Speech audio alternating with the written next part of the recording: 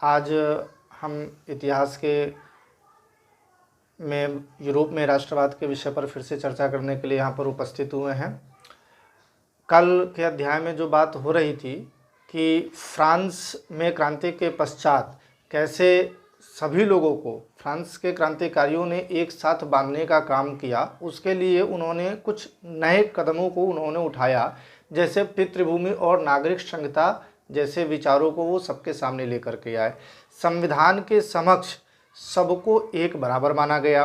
राजध्वज के स्थान पर नया फ्रांसीसी तिरंगा झंडा लेकर के आया गया, जिसे सब पूरे फ्रांस राष्ट्र की ओर से सभी के द्वारा उस झंडे को माना गया, स्वीकार किया गया। इसके अलावा फ्रांसीसी क्रांति के पूर्व जो वहाँ का संसद था, जिसे हम स्टेट जनरल के नाम से जानते थे, उस स्टेट जनरल को भंग करके उसकी जगह पर नेशनल असेंबली का गठन किया गया। भार नापने की नई तरीकों को लाया गया और पूरे राष्ट्र में इस भार नापने या जो भी लंबाई चौड़ाई के जो भी पैमाने थे, उन पैमानों को एक समान रूप से लागू किया गया।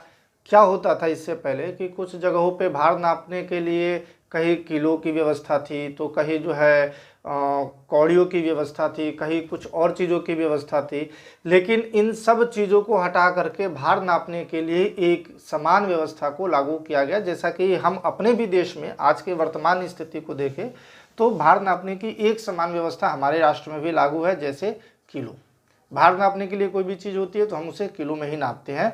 उस समय भार नापने के लिए अलग अलग चीज़ों का सहारा लिया जाता था, लेकिन अभी फ्रांसीसी क्रांति के पश्चात वहाँ भी जो है भार नापने के लिए एक समान व्यवस्था को लागू किया गया। इसके अलावा आंतरिक आयात निर्यात शुल्क को हटा दिया गया। एक अपने ही राष्ट्र में एक जगह से दूसरे जगह जाने के लिए कई जगहों पर आयात निर्यात शुल्क देना पड़ता था, जिससे व्यापार में बहुत ज़्यादा पैसे लगते थे। इसलिए जो है इस आयात निर्यात शुल्क को भी वहाँ से हटा गया।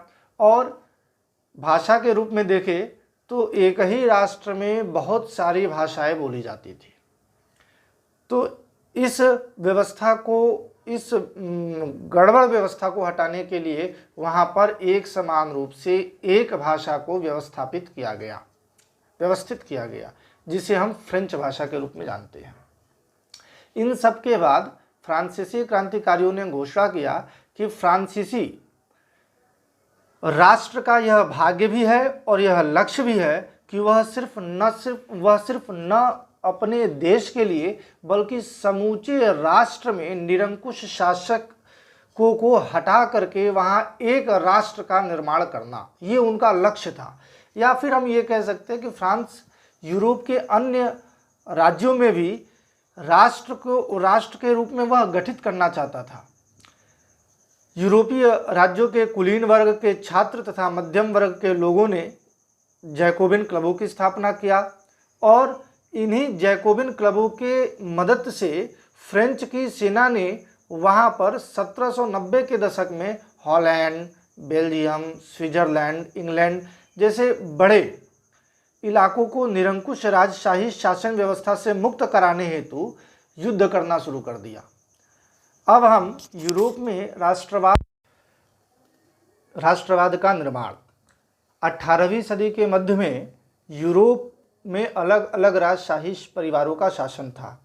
आज यूरोप को विश्व के मानचित्र पर जिस स्थिति में हम देख रहे हैं, तब वह अलग अलग राजशाही शासकों के नियंत्रण में हुआ करता था।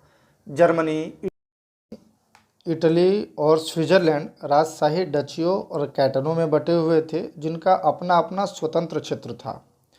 पूर्वी और मध्य यूरोप में निरंकुश राजशाही परिवारों का शासन था। इन क्षेत्रों में रहने वाले लोग विभिन्न जातियों, विभिन्न भाषाभाषी और पृथक पृथक संस्कृतियों को मानने वाले लोग थे, जो कभी भी एक दूसरे को समान रूप से नहीं मानते थे। जैसे हम देख सकते हैं कि ऑस्ट्रिया हंगरी पर शासन करने वाला हैब्सबर्ग साम्राज्य था। इस साम्राज्य में कई छोटे छोटे क्षेत्र आते थे, जैसे टिराल और बोहेमिया के लोग थे। यहाँ कुलीन वर्गों में जर्मन भाषा बोली जाती थी और इसके साथ ही इतालवी भाषा, मैग्यार भाषा, पोलिश भाषा को भी बोलने वाले लोग थे। उस समय इन विभिन्न समुदाय के लोगों को एक सूत्र में बांधने वाला तत्व केवल सम्राट के प्रति सबकी निष्ठा थी। तो अब यह प्रश्न उठता है कि राष्ट्रवाद और राष्ट्र राज्य का विचार लोगों के मन में उभरा कैसे। तो अब हम इसी बात को जानेंगे कि लोगों के मन में राष्ट्रवाद का और यह विचार कैसे सामने आया। उस समय या उस समय की परिस्थितियों को अगर हम देखें तो उस समय जो सबसे प्रभुत्वशाली जो वर्ग था वह कुलीन वर्ग था। इस वर्ग के लोग एक साझा जीवन शैली में बंधे हुए थे और इनकी जो अधिकतर संपत्तियां थी वह ग्रामीण इलाकों में थी। अर्थात एक तरीके से हम कहें तो ये बहुत बड़े बड़े जमींदार भी हुआ करते थे। इनकी सारी संपत्तियां, सारी खेती गाँव में हुआ करती थी और रहते ये शहरों में थे। हवेलियाँ, मकान वगैरह इनके शहरों में हुआ करते थे।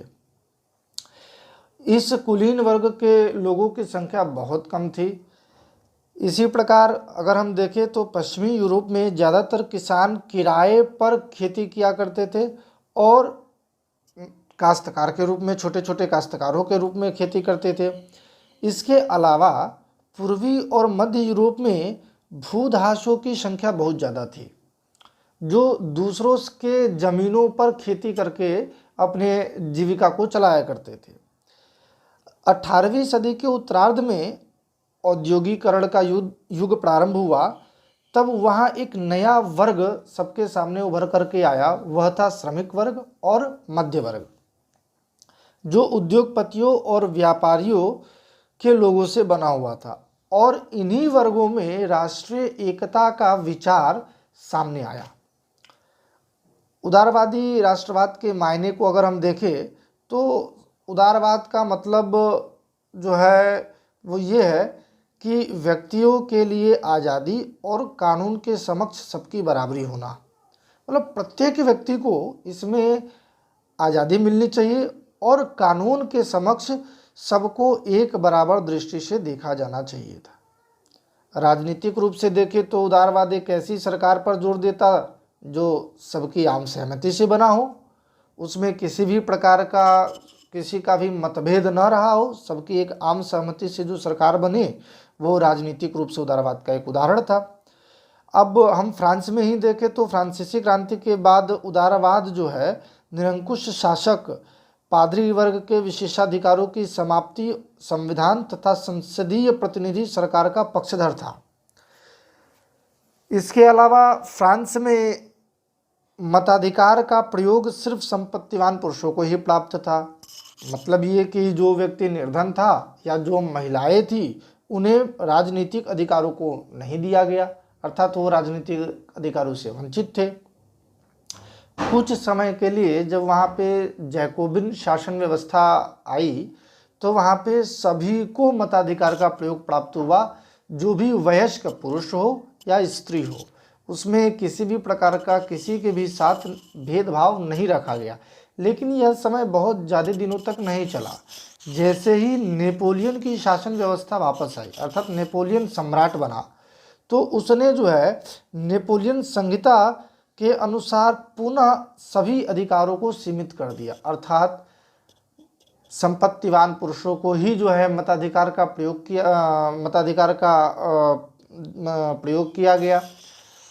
जो महिलाएं थी या जो निर्धन व्यक्ति थे वह संपत्तिवान पुरुषों के अधीन होकर के रह गए। उनको प्राप्त सभी अधिकारों को उनसे छीन लिया गया। तो इस प्रकार से हम लोग देखते हैं कि उस समय यूरोप में राष्ट्रीय एकता और राष्ट्रवाद का विचार लोगों के मन में कैसे पनपा।